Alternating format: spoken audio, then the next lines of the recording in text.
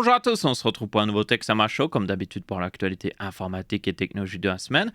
Nous avons pas mal de news cette semaine-ci, déjà plus de détails sur le problème avec les processeurs AMD Ryzen 7000 et les cartes mères qui sont compatibles avec. Ça c'est très intéressant et l'histoire est beaucoup plus complexe que, évidemment, au premier abord ça pouvait paraître. On a aussi des news au niveau carte graphique, des news au niveau...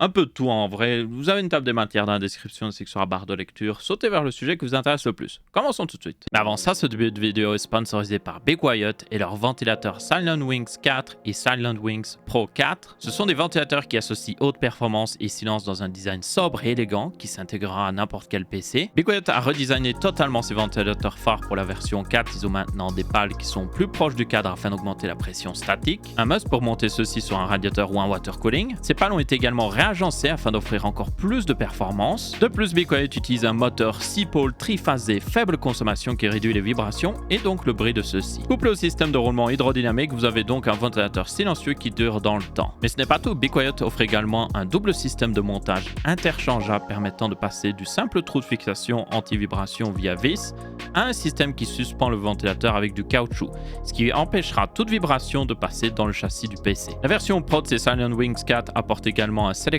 de vitesse qui permet de basculer entre 3 options de vitesse différentes à tout moment. Et ils ont aussi un système de fixation en plus pour radiateur qui améliore encore plus la pression statique et évite les fuites d'air sur le côté. La version Pro est donc le ventilateur ultime avec sa vitesse réglable de 1600 à 2500 voire 3000 tours par minute et 3 fixations possibles. Elle est donc destinée à une utilisation plus précise selon le modèle choisi.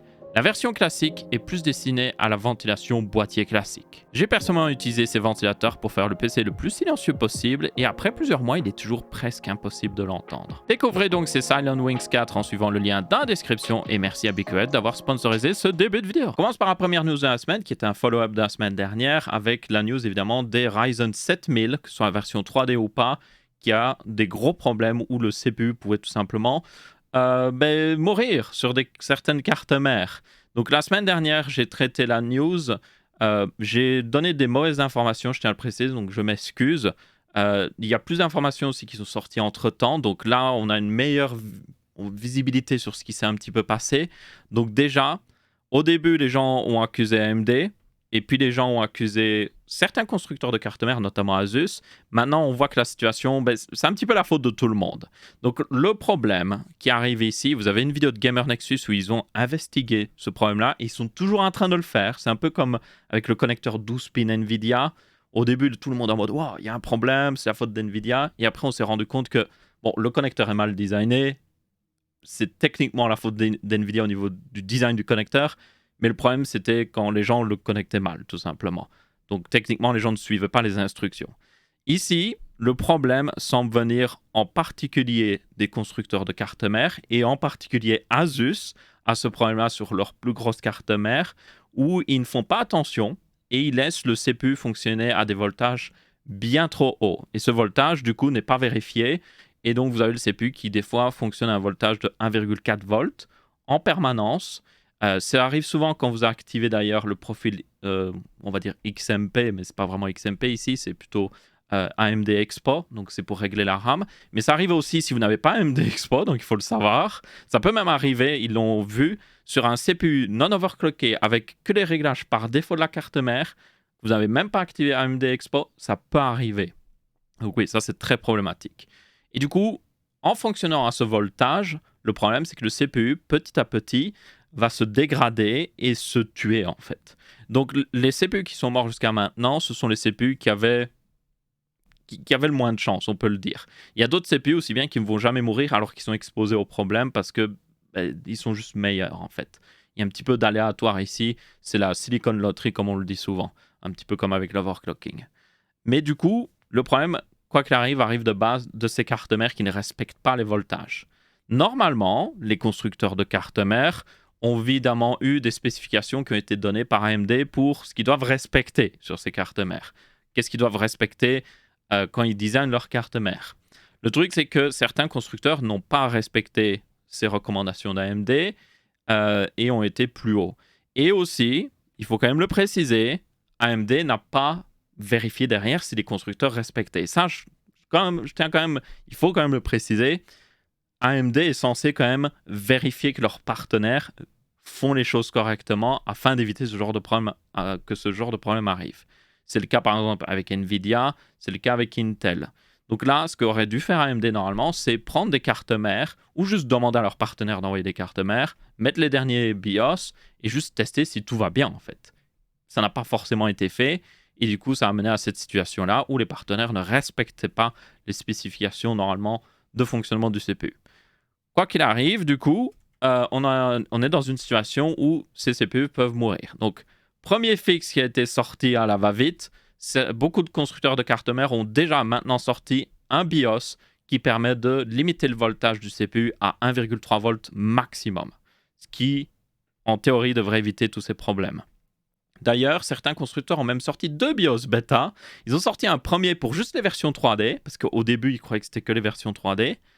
Et puis après, ils ont sorti un BIOS qui inclut tous les Ryzen 7000 parce qu'on s'est rendu compte que ce n'est pas juste des versions 3D. Donc si vous le pouvez, si vous êtes sur une plateforme avec un Ryzen 7000, si possible, mettez à jour votre BIOS vers ce BIOS bêta. C'est pas idéal d'avoir un BIOS bêta, honnêtement, mais c'est encore mieux d'avoir son CPU qui survive.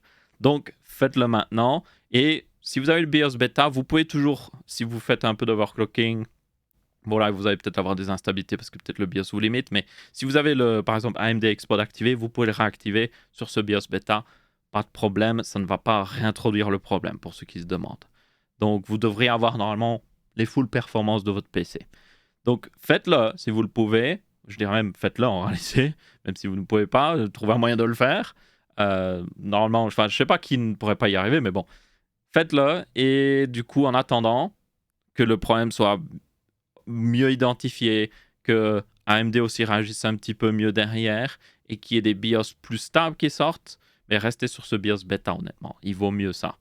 Et puis une fois qu'on aura des nouveaux BIOS qui corrigent tout, évidemment installez-le. Donc vérifiez la page de BIOS de votre carte mère souvent, faites-le toutes les semaines, vérifiez s'il y a un nouveau BIOS qui est sorti. Comme ça vous pourrez être sûr de ne pas avoir ce problème-là. Donc oui. Alors, il y avait aussi un autre problème que justement Gamer Nexus a trouvé, c'est qu'ils ont trouvé aussi que le OCP des cartes mères Asus ne fonctionnait pas correctement. Donc vous aviez le premier problème pouvait arriver, la carte mère se briquait un petit peu et elle restait sur un code 00, mais même si le PC n'était pas allumé, il continuait d'envoyer du voltage au CPU en fait. Et quand vous rallumiez le système, là vous aviez un autre problème où littéralement le CPU peut être, en plus d'avoir été cuit de l'intérieur, il peut être cuit de l'extérieur. Donc ouais, c'est un peu comme une poupée russe. Il y a plusieurs problèmes l'un dans l'autre en réalité. Mais encore une fois, c'est globalement la faute des constructeurs de cartes mères et pas juste Asus. Il y a aussi apparemment Gigabyte qui a mal géré, ainsi que MSI et même ASRock. Ils n'ont pas forcément respecté tous, mais Asus en particulier est visé ici. Et vous avez évidemment AMD qui aurait dû vérifier un petit peu plus. Alors, c'est encore en cours cette histoire. Là, je vous ai fait un résumé très résumé, je vais être très honnête. Quand il y aura vraiment un full report sur ce qui est réellement passé, comme quand on a eu justement le full report sur le connecteur 12 pin NVIDIA, je ne manquerai pas d'en reparler dans le Texama Show et vous donner vraiment les détails de ce qui s'est passé. Ici, je reste bref pour vous dire, basiquement, mettez à jour votre BIOS et assurez-vous de tourner justement sur ce BIOS qui limite le voltage de votre CPU afin d'éviter le problème. OK ? Donc voilà, c'est à peu près tout. Maintenant, passons des news un petit peu plus joyeuses. Déjà sur le fait que le ROG Ally, c'est cette console qui a été évidemment annoncée pour le 1er avril, que les gens ont cru que c'était une blague, mais finalement c'était vrai. Déjà, on a eu la confirmation que oui, elle tourne cette console sur un AMD Ryzen Z1, qui est ce processeur qui, je vous rappelle, a été annoncé récemment et qui pourra être utilisé par exemple dans des Chromebooks ou des petits ordinateurs portables, mais qui auront pas mal quand même de puissance GPU. C'est vraiment une puce très intéressante. Donc c'est la puce Z1 ici. Et vous avez du coup le fait aussi que le prix a été leaké et ce serait un prix de $700 normalement. Alors, c'est plus cher que le Steam Deck, mais tenez compte que la puce Z1 est vachement plus puissante que le Steam Deck. Vous avez aussi le fait que l'écran est en 120 Hz. Donc ça c'est un petit plus par rapport au Steam Deck qui est limité à 60 Hz. Et aussi le fait que la console soit globalement un petit peu plus petite et plutôt bien refroidie, franchement. Donc, c'est une alternative assez honnête. Et vous êtes sur Windows, ce qui peut être un avantage pour faire tourner pas mal de jeux, même si le Steam Deck est intéressant quoi qu'il arrive. Donc, on a ces leaks-là. La console devra arriver prochainement pour information. Donc, ça, c'est plutôt intéressant. Moi, elle m'intéresse assez bien. J'hésitais à prendre le Steam Deck, mais ça peut être aussi une bonne alternative. Ou alors, je vais juste attendre le Steam Deck 2, en fait. Je devrais attendre le Steam Deck 2, je pense. Voir vraiment quand tous les acteurs ont sorti leur console et juste décider à ce moment-là. Mais une chose est sûre, si vous aimez le monde des mini PC comme ça, sous forme de Switch, il y a une véritable révolution en ce moment et ça fait plaisir. Une news en rapport avec ça, c'est le fait que vous avez un outil tierce, donc c'est pas un outil qui est fait par Microsoft ou par un constructeur de ces consoles qu'on va voir ici en dessous. C'est un outil qui est fait du coup par quelqu'un d'autre et qui s'appelle Handheld Control Panel et qui vous permet de tout simplement rajouter, comme vous pouvez voir, un petit panneau de contrôle sur la droite ici qui vous permet de régler pas mal de choses. Donc un petit peu comme le Steam Deck. Vous pouvez régler la résolution, le taux de rafraîchissement, le scaling Windows, donc si l'interface est grande ou pas, limiter le FPS et vous pouvez même régler le TDP du processeur. Et ça, c'est génial. Donc ça vous permet vraiment de régler pas mal d'aspects de ces consoles mobiles afin d'avoir la meilleure expérience possible et de tuner les performances exactement comme il faut. Donc c'est hyper complet. Comme vous pouvez voir, vous pouvez lancer aussi des applications directement. Donc ça vous permet d'utiliser la console plus efficacement aussi, parce que vous pouvez l'utiliser un peu avec les joysticks et tout. Donc c'est un peu plus efficace que si vous êtes coincé avec l'interface de PC classique. Encore une fois, les réglages, vous pouvez aussi régler le nombre de cœurs actifs et tout, donc ça c'est génial. Et du coup, ça fonctionne pour le moment, pour information, sur l'Abneric Win 600, je ne connaissais même pas, les Aya Neo, pas mal de celles-ci, la Einlocky, les GDP Win, pas mal de ceux-ci, les One X Player, le Steam Deck, mais pas entièrement supporté, et puis normalement, ça devra arriver sur le ROG Ally, vu que ça utilise de toute façon une puce Ryzen. Et techniquement, ce logiciel aussi, vous pouvez l'utiliser sur normalement n'importe quel laptop qui tourne sur des processeurs Intel ou AMD. Alors, de préférence, un laptop qui n'a pas un GPU dédié. Donc, imaginez plutôt un Ultrabook ou autre chose. Vous pourriez aussi utiliser ce logiciel-là pour optimiser vos paramètres, le TDP et tout ça à la volée, directement dedans quand vous jouez ou autre chose à un jeu. Donc, en réalité, c'est vachement utile. C'est vraiment très utile. Donc, n'hésitez pas à tester si vous avez justement une de ces consoles portables, si on peut dire console, voir ce que ça donne. Et moi, je ne manquerai pas aussi de le tester. Il faut que je le teste encore, honnêtement. Je vais le mettre sur mon One X Player, parce que j'ai un One X Player, donc on verra bien ce que ça donnera. Ensuite, on a une news qui, normalement, je n'ai pas traité. Je voulais l'inclure dans un précédent Texama Show, mais il me semble ne pas avoir l'inclus. Donc, au cas où, c'est possible que je l'ai dit par le passé. Mais il y a une update par rapport à cette news, et c'est aussi pour ça que j'en parle. Mais je vous rappelle que Apple a été forcé par l'Union européenne à passer à de l'USB Type C pour le chargement de leur iPhone.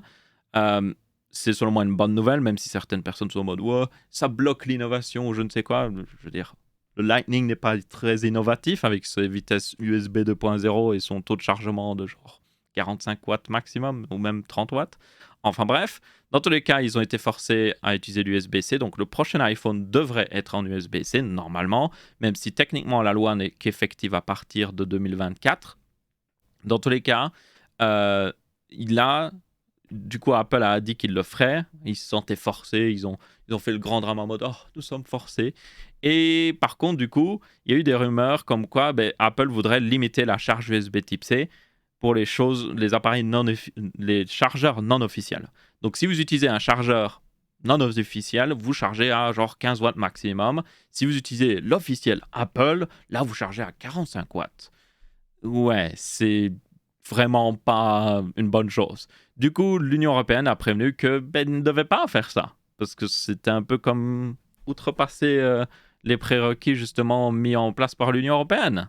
Et c'est réellement le cas d'ailleurs, parce que, genre, je peux comprendre qu'Apple veuille éviter qu'il y ait des chargeurs qui rechargent mal leur appareil, tout à fait normal, mais si un chargeur supporte le Power Delivery et qu'il est certifié Power Delivery, le Power Delivery, c'est une norme qui est dans l'USB Type C qui permet d'aller jusqu'à 100 watts de chargement pour le moment.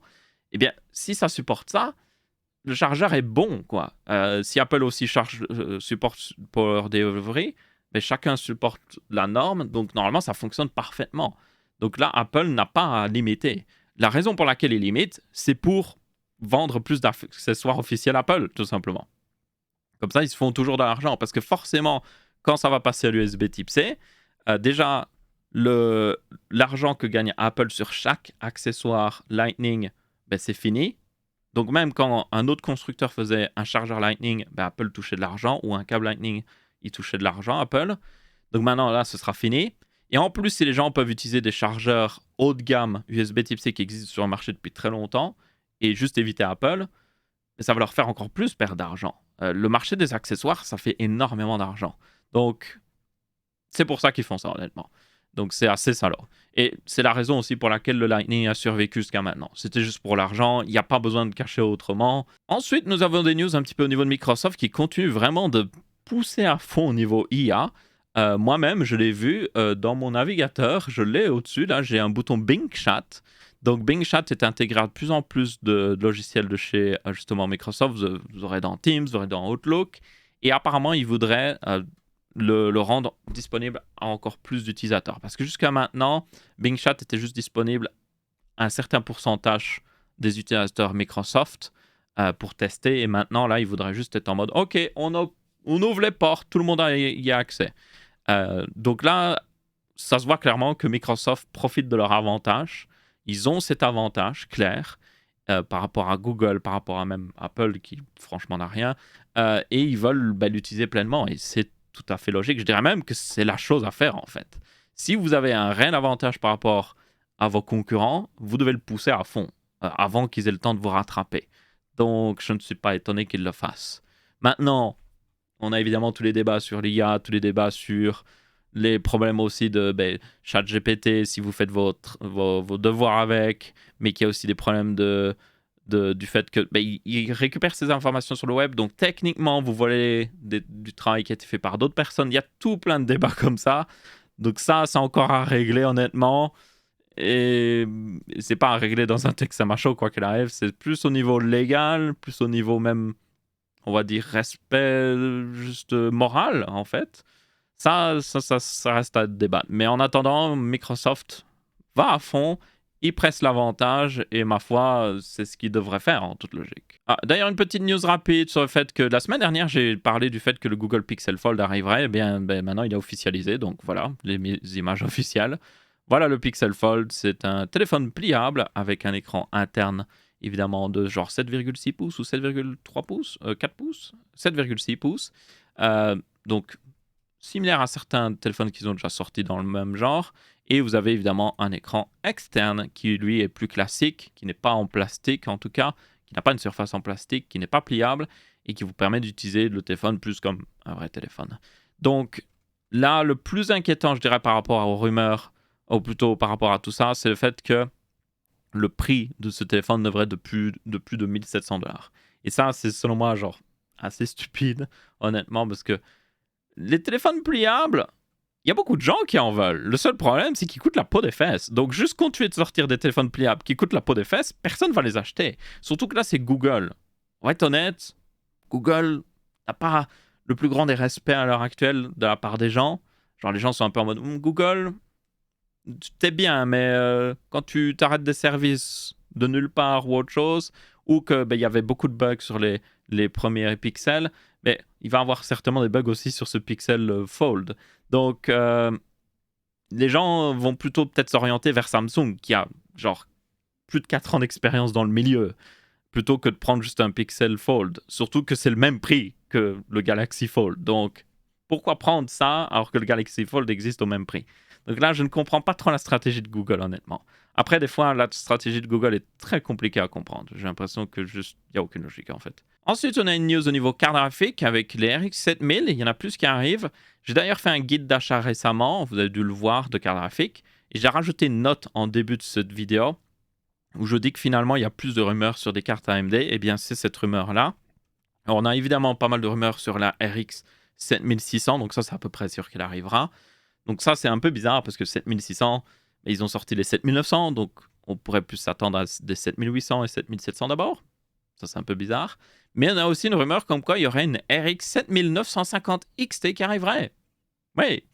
En plus, c'est une 7950 XT, pas une XTX. Donc ça porte encore plus à confusion parce que AMD a sorti évidemment une 7900 XTX et une 7900 XT, or qu'ils auraient dû faire une 7900 XT et une 7800 XT en termes de nom. Ça aurait dû être les mêmes cartes, mais le nom aurait dû être différent. Comme ça n'aurait pas porté à confusion. Et là, maintenant, ça porte encore plus à confusion parce que vous êtes en mode, OK, la 7900 XT, elle n'a pas un X à la fin. Est-ce qu'elle est moins puissante que la 7900 XTX? Non, vous allez me dire. Mais il y a certaines personnes qui vont pas forcément savoir. Donc ouais, ça porte à confusion, je pense. C'est peu n'importe quoi. En plus, genre, cette carte, ça va être certainement une 7900 XT qui utilise le full GPU Navi 31, il me semble, c'est ça. Donc ça devrait être le full GPU qu'elle a dans la 7900 XTX, qu'on a vu dans les cartes professionnelles qu'ils auraient sorti récemment, avec certainement une fréquence plus haute, mais toujours 24 Go de GDDR6. Donc cette carte devrait être encore plus performante, devrait se rattraper un peu plus à la 4090, mais elle va certainement pas dépasser la 4090. En tout cas, il faudra un autre GPU pour dépasser la 4090. Il faudrait le full Navi 30 qui techniquement existe, qui est un GPU encore plus gros chez AMD, mais on n'a encore rien vu sur ce GPU-là et c'est même pas sûr qu'on le verra un jour. Donc, en tenant compte de tout ça, pourquoi sortir cette carte en fait? La 7900 XTX fait déjà une sacrée concurrence à la 4080, fait mieux pour moins cher. Pourquoi sortir une carte qui va consommer beaucoup plus pour juste être un peu plus performante? Il n'y a pas beaucoup de sens ici. Et puis, on pourrait se dire, mais AMD, concentrez-vous sur le marché où là, il y a vraiment beaucoup de cartes à vendre en fait. Concentrez-vous sur le marché du milieu et de l'entrée de gamme surtout. L'entrée de gamme, il n'y a rien en ce moment. Genre, c'est vide. Il faut sortir des cartes. Alors, avec la 7600, visiblement, il semble viser un petit peu ce marché-là, mais il nous en faut plus. Il nous faut une 7500 qui en vaut vraiment la peine. Une bonne carte, pas comme la 6500 XT qui était vraiment mauvaise. Donc, ouais. Il y a aussi des rumeurs comme quoi il y aurait du coup une 7800 XT, évidemment 7700 XT et la 7600 XT. Mais ça, on ne sait pas trop pour ces deux-là. On ne sait pas quand elle pourrait sortir. Ça pourrait être au mois de juin, elle pourrait être annoncée en même temps, comme ça pourrait être beaucoup plus tard dans l'année. Donc en attendant, on ne sait pas trop. On avait évidemment aussi les RX 7600 qui étaient sortis sur mobile, donc là dans les ordinateurs portables. Donc c'est peut-être pour ça qu'il y a une 7600 XT qui arrive. Parce que ils ont déjà des GPU. Genre comme ils en ont fabriqué pour les ordi portables, ils ont dû en garder de côté les GPU qui pouvaient être full et les utiliser pour des cartes de PC fixe, en toute logique. Donc ouais. On verra bien, ma foi. Une autre news par rapport à ça, c'est le fait que ça semble se confirmer que les RX 7600 et les RTX 4060 Ti qui arrivent prochainement seront des cartes qui auront 8 Go de RAM vidéo. Ce qui est évidemment un problème parce qu'on l'a vu par le passé dans des derniers Texama Show que nous avons The Last of Us, nous avons Resident Evil 4, nous avons aussi d'autres jeux comme ça qui sont sortis et qui ont tout simplement des problèmes avec 8 Go de RAM vidéo. Genre, même si vous mettez le jeu en low ou même en medium, le jeu utilise trop de RAM vidéo. Et vous avez des gros problèmes de freeze en fait. Le FPS moyen est bon en quelque sorte, mais vous avez des freezes en permanence parce que le jeu atteint une limite de RAM. Donc quand il doit enlever des trucs de RAM et remettre dedans, ça freeze le jeu en fait. Donc ça c'est très très très mauvais. Et ça c'est aussi une très mauvaise nouvelle du coup que ces deux cartes seront à 8 Go. Honnêtement là c'est selon moi... Alors, on ne sait pas ce que donne la RX 7600. On ne sait pas si c'est une concurrente à la 4060 Ti, honnêtement. C'est possible qu'en réalité, elle se place beaucoup plus bas. Techniquement, c'est une 7600. Ils ne mettent même pas le XT, donc elle devrait remplacer la 6600. La 6600 vaut actuellement 250 € au minimum. Donc, si elle remplace cette carte-là vers 300 €, 8 Go de RAM vidéo encore, là, vous pourriez dire « OK ». Mais la 4060 Ti, non. La 4060 Ti, elle va coûter 500 € certainement, connaissant Nvidia. 500 € pour encore une carte avec 8 Go de RAM, non. C'est vraiment pas bon. C'est pas future-proof du tout, surtout qu'on le voit avec ces jeux-là. Donc là, selon moi, Nvidia s'est tiré une balle dans le pied en prévoyant les RTX 4000. Ils ont prévu encore d'être radins sur la RAM vidéo, on va être honnête, parce que la première carte graphique avec 8 Go de RAM vidéo, je vous le rappelle, est sortie en 2015. Et vous avez des cartes. Vous avez par exemple la Arc A770 d'Intel, qui est une carte graphique qui peut avoir jusqu'à 16 Go de RAM vidéo. Il y en a une qui, aux États-Unis, coûte genre 330 $. Donc pour 330 $, Intel arrive à faire une carte, à vendre une carte en se faisant de l'argent qui a 16 Go de RAM vidéo. Donc, forcément, Nvidia peut se permettre de faire une carte à 500 € qui aurait 16 Go de RAM vidéo. Donc, là, c'est bizarre qu'ils ne le fassent pas. Alors, évidemment, ça ferait bizarre que la 4060 Ti ait 16 Go de RAM vidéo alors que la 4070 en a que 12. Mais c'est aussi dû au fait que ça dépend du bus mémoire. Et je vous rappelle que les puces mémoire aussi, actuellement, les puces GDDR6 ou GDDR6X sont limitées à 1 ou 2 Go maximum. Donc là, cette carte, en toute logique, aurait 4 puces. GDDR6X peut-être sur le PCB. 4 puces de 2 Go. Donc là, s'ils veulent augmenter la quantité de RAM, ils devraient passer à 8 puces, en toute logique. Ou peut-être qu'ils utilisent 8 puces de 1 Go. C'est peut-être possible aussi, on ne sait pas trop. Mais quoi qu'il arrive, s'ils utilisent 8 puces de 1 Go, ils peuvent passer à des puces de 2 Go. S'ils utilisent 4 puces de 2 Go, ben, ils devraient tout simplement mettre 8 puces de 2 Go. C'est possible techniquement de le faire. Donc, ouais. Bref, dans tous les cas, Nvidia aurait dû mieux prévoir le coût pour la RTX 4000 et faire en sorte de designer des GPU qui ont un bus mémoire qui permettent d'installer suffisamment de RAM vidéo. Je pense que si on avait vu encore une 4050, une RTX 4050 avec 8 Go de RAM vidéo, ça, c'est pas hyper grave. C'est une carte qui est censée être à 300 €. Mais la 4060, ouais, elle devrait avoir 12 Go minimum, la 4060 Ti aussi. Ensuite, on a une news sur AMD qui sort de plus en plus de CPU mobiles, notamment les Ryzen 7000 quelque chose 40, donc vous aurez le 7840, le 7640, 7540 et 7440. Ce sont des versions U, donc c'est pour plus des ultra portables. Donc ce seront des processeurs qui iront jusqu'à 30 watts maximum et bien souvent seront à 15 watts. Donc processeur plutôt intéressant. Et ce qui est vraiment intéressant par rapport à ces processeurs, c'est que déjà ils ont des très bonnes fréquences. Vous avez jusqu'à 8 cœurs. Les Ryzen 5 évidemment ont 6 cœurs et les Ryzen 3 ont 4 cœurs. Vous avez l'hyper-threading, bien sûr, et ces processeurs seraient basiquement aussi puissants que les processeurs Ryzen 6000 qui tournaient à plus de 45 watts, mais dans un processeur qui tourne de 15 à 30 watts. Donc imaginez des ultra portables hyper puissants. Et aussi, c'est le plus important, et c'est ça qui m'intéresse, ils auraient un GPU RDNA 3.0 jusqu'à justement la fameuse 780M. Qu'on a déjà vu par le passé, qui est une carte graphique intégrée au processeur qui semble vraiment bien se débrouiller. Donc là, vous l'avez par rapport au dernier Core i7 avec Graphics XE.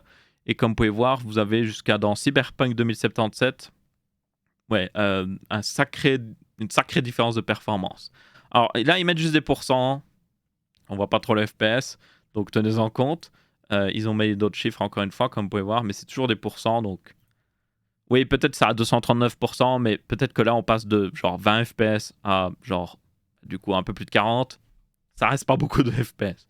Donc, il faudra voir le FPS que ça donne derrière. Mais c'est réellement un GPU très intéressant. Et du coup, ça devrait nous donner des ultra portables qui ont quand même une bonne puissance, quoi. Ça a aussi invalide l'utilisation de petits GPU. Donc, notamment à une époque, vous aviez Nvidia qui avait fait des GTX 650 Max-Q pour les ultra portables, qui étaient des GPU qui tournaient à genre 30 watts. Oui, c'est vraiment rien. Et ben, ils n'étaient pas hyper puissants. Donc là, ce GPU-là fera aussi bien, mais c'est intégré au CPU, donc c'est beaucoup plus simple, ça diminue les coûts. C'est une bonne chose. Donc franchement, j'ai hâte de voir ce que ça donne, ces petits CPU. Ils sont basiquement un petit peu similaires au Ryzen Z1, hein, quand on y pense. C'est un petit peu la même chose, en fait.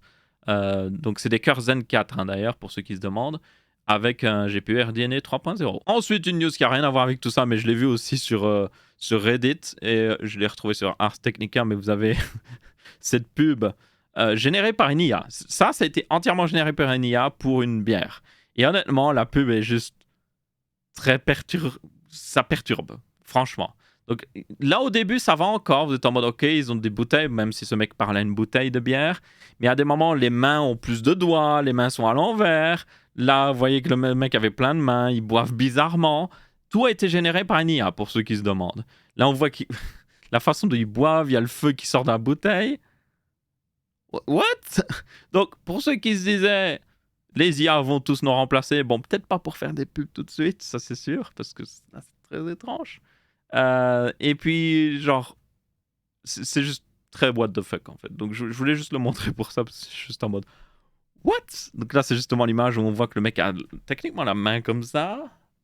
je sais pas quoi, il y a un énorme truc de l'alcool et puis il boit à travers.